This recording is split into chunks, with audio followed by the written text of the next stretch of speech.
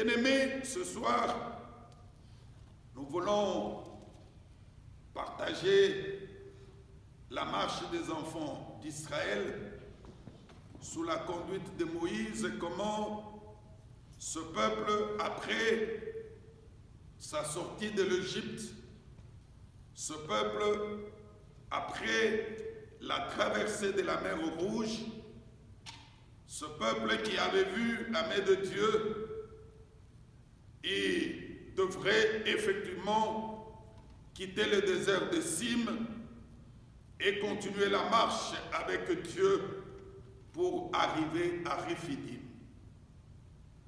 Mais quand ils sont arrivés, la Bible dit arriver à Rephidim. Rephidim, c'est une ville.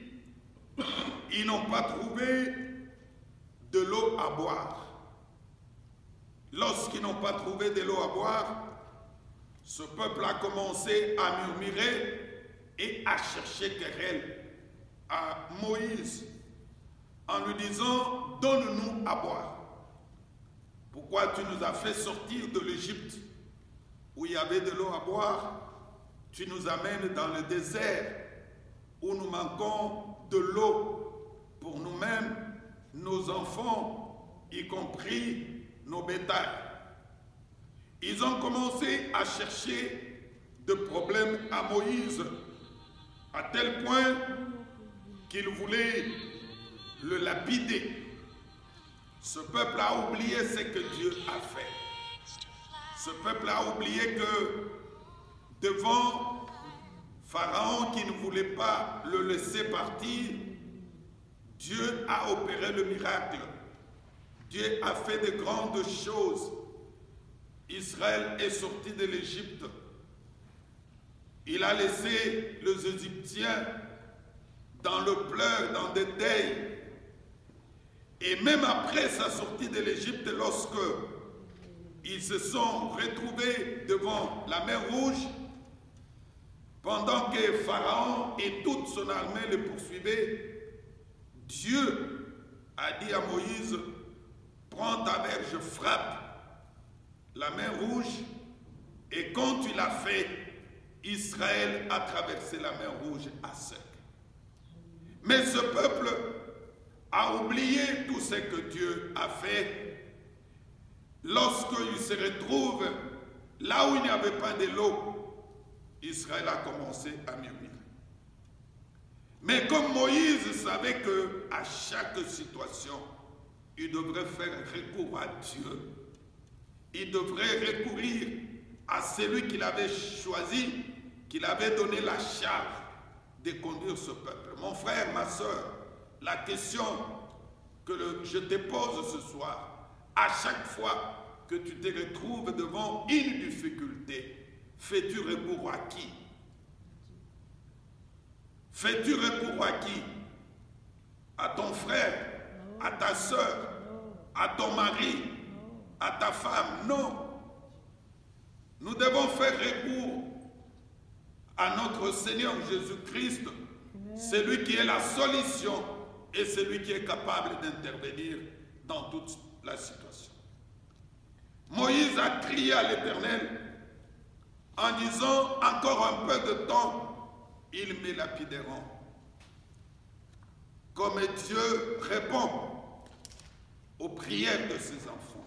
Alléluia. Quand tu pries, Dieu répond. Amen. Dieu nous écoute, il répond. Il n'est pas sourd. Et parfois, tu peux crier, il te dit, attends. Et pour Moïse, Dieu a répondu sur les champs. Il lui a dit, prends aussi dans ta main la verge. Tu vas frapper la même verge que tu avais frappée sur la mer Rouge et que ce peuple a marché. Tu vas la frapper sur le rocher et l'eau va sortir. Quand Moïse a fait ce que Dieu lui a demandé, il a frappé sur le rocher. L'eau est sortie. Les enfants d'Israël étaient contents. Ils ont bu de l'eau, leurs enfants, y compris leur bétail. Mon frère, ma soeur, je ne sais pas Lorsque tu pries, quand Dieu donne une réponse à ta situation, comment te comportes-tu? Au courant de cette année qui s'achève, tu as eu à prier, tu as eu à demander certaines choses à Dieu. Tu as fait recours à Dieu à des situations difficiles. Tu as levé tes mains pour dire, Seigneur, guéris-moi. Et le Seigneur t'a guéri. Tu as prié lorsque tu avais des difficultés de finances pour que le Seigneur intervienne. Tu as prié pour la libération peut-être des membres de la famille qui étaient en prison, qui étaient malades. Dieu se manifestait. Quelle a été ton attitude après avoir reçu la réponse venant de la part de Dieu?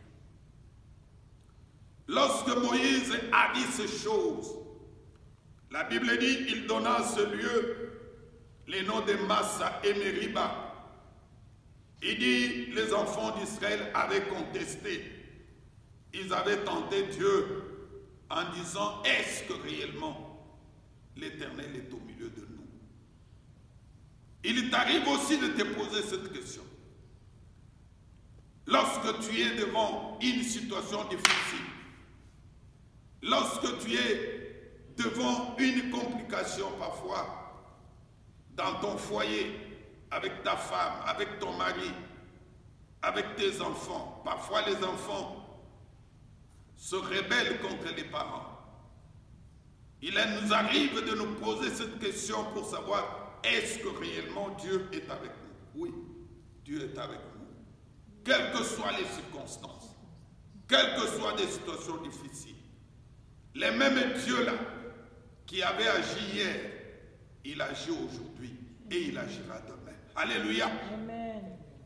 Regarde un peu dans ton passé ce que le Seigneur a fait, ce que tu étais autrefois et ce que tu es aujourd'hui. Bien-aimé, il est vrai que le futur, nous ne le connaissons pas, c'est Dieu qui connaît. Mais ayant les promesses de Dieu, nous savons que notre futur sera toujours meilleur. Amen. Dieu ne nous abandonnera pas. Le même Dieu qui nous a tirés quelque part. Tu étais dans une situation où les gens ne pouvaient pas même te regarder. Tu étais dans une situation où personne ne pouvait même pas penser à toi. Mais Dieu t'a tiré comme il avait fait avec le jeune David qui était en brousse pendant que son père et ses frères sont venus se présenter devant les prophètes. Lui était en brousse. Personne ne pouvait penser à lui. Personne ne pouvait penser au jeune David. Parce que ses frères étaient là, géants, beaux, grands. Mais comme c'est lui qui était le choix de Dieu, Dieu a fait qu'on aille le chercher. Alléluia. Dieu a fait qu'on aille. Tu peux être n'importe où. Si c'est le temps de Dieu, le Seigneur le fera. Personne ne peut arrêter ce que Dieu veut faire dans ta vie. Personne ne peut empêcher ta bénédiction de t'atteindre.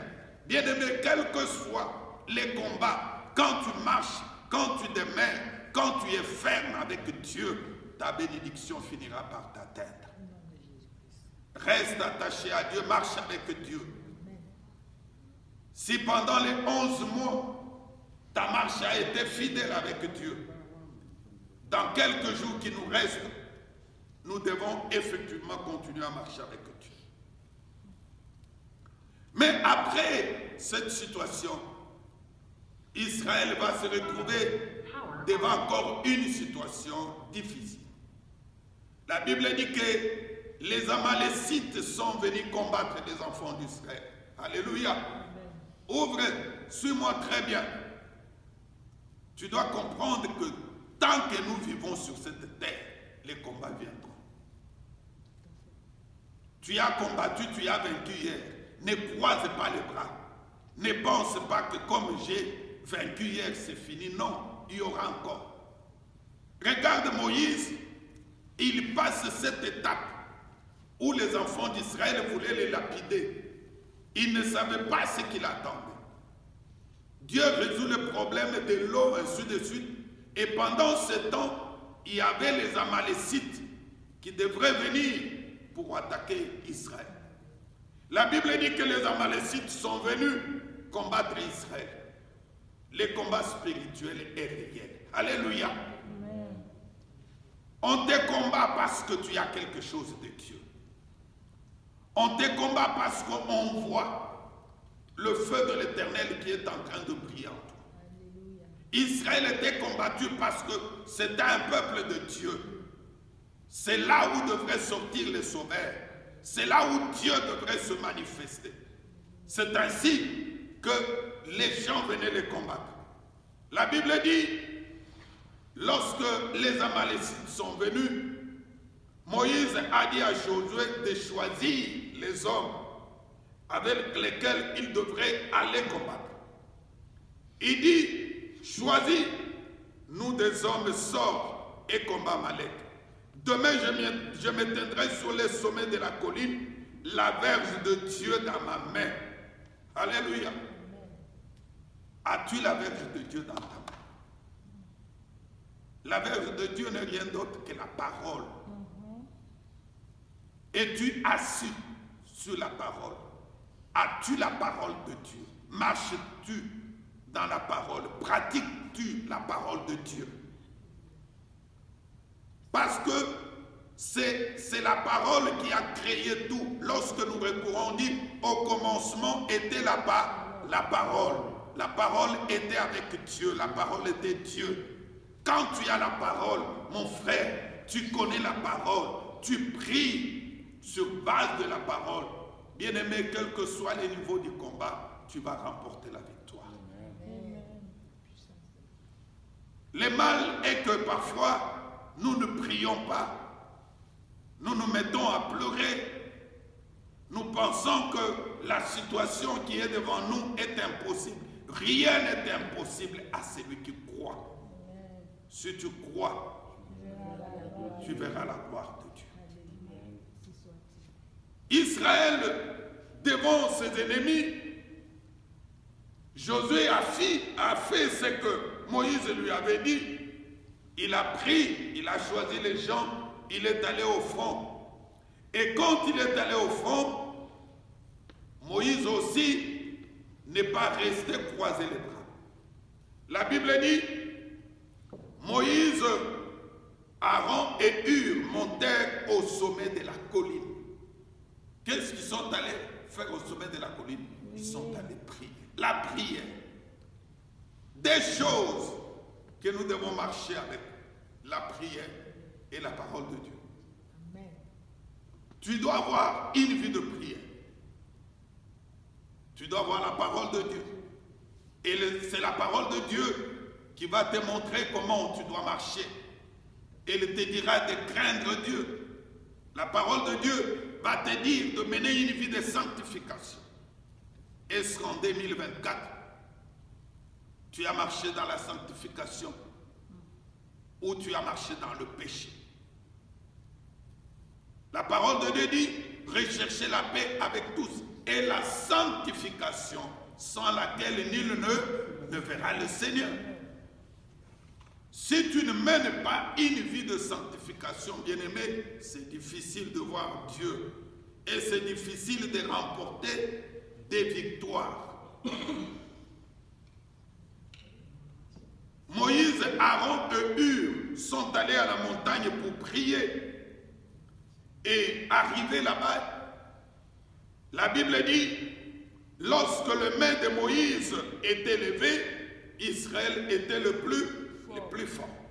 Et quand le main de Moïse baissait, Israël était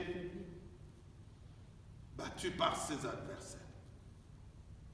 Pose-toi la question, est-ce que tes mains sont levées ou bien tes mains sont baissées? Que nos mains ne s'abaissent pas. Parce que quand nos mains sont baissées, frère, ma soeur, je te dis, c'est difficile de remporter la victoire.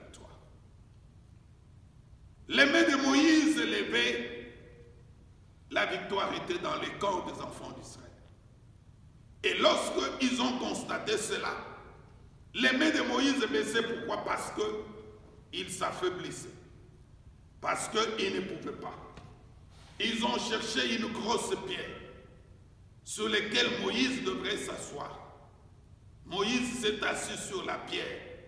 Jésus-Christ, qui est la pierre angulaire. Et tu es assis sur Jésus, ou bien tu es assis sur les coutumes de ta famille. Tu es assis sur les coutumes de ton pays. Nous devons nous asseoir. Nous devons avoir Jésus-Christ comme notre base. Tu marches avec Jésus. Tu as la foi, la conviction que Jésus-Christ, c'est lui mon soutien. C'est lui ma base. C'est lui mon support. C'est lui ma victoire. Et quand tu marches dans cette dimension-là, tu vas remporter la victoire.